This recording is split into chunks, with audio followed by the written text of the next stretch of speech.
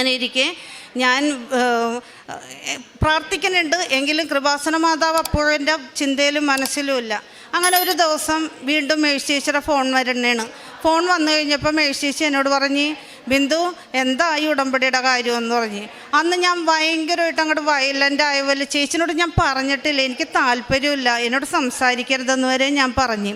പക്ഷേ അതിനുശേഷം എൻ്റെ ഉള്ളിലിരുന്ന് വലിയൊരു, എനിക്കറിയില്ല, ഞാനിത് പറഞ്ഞ് ഫോൺ കട്ട് ചെയ്ത് കഴിഞ്ഞപ്പോൾ ഉള്ളിലിരുന്നും ഭയങ്കരമായിട്ട് എന്നെ ആരോ ഭയങ്കരമായിട്ട് എനിക്ക് വേദനിക്കണം നെഞ്ചിരുന്നു. ഞാൻ വലിയൊരു തെറ്റ് ചെയ്ത പോലെയുള്ളൊരു ഫീലിങ്.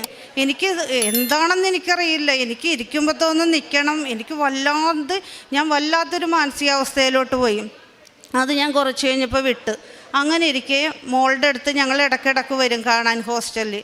അങ്ങനെ വരണ സമയത്ത് ഞാൻ എൻ്റെ ഹസ്ബൻഡിനോട്, ഞങ്ങളിതിലേ പോയി അപ്പോഴും ഞാൻ നോക്കിയില്ല, തിരിച്ച് വൺ വേ ചെയ്തുകൊണ്ട് ആ സൈഡിലൂടെ പോണ വഴിക്ക് കൃപാസനം കഴിഞ്ഞ് ഒത്തിരി ദൂരം പോയി കഴിഞ്ഞപ്പോൾ പെട്ടെന്ന് ഞാൻ എൻ്റെ ഹസ്ബൻഡിനോട് പറയുന്നതാണ്, ജോയി നമുക്ക് ഒന്ന് കൃപാസനത്തിൽ കയറണമായിരുന്നു എന്നിങ്ങനെ പറഞ്ഞു.